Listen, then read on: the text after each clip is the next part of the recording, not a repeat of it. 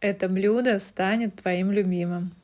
В греческий йогурт добавляем соль, зелень, все тщательно перемешиваем, питу разрезаем, чтобы получился кармашек, и начинаем выкладывать начинку. Листья салата айсберг, свежий огурчик, много огурчика и кусочки поджаренной индейки. Все это заправляем соусом. Наша пита с начинкой уже готова, но можно сделать еще вкуснее, поджарив на горячей сковородке с двух сторон. Получится хрустящая корочка.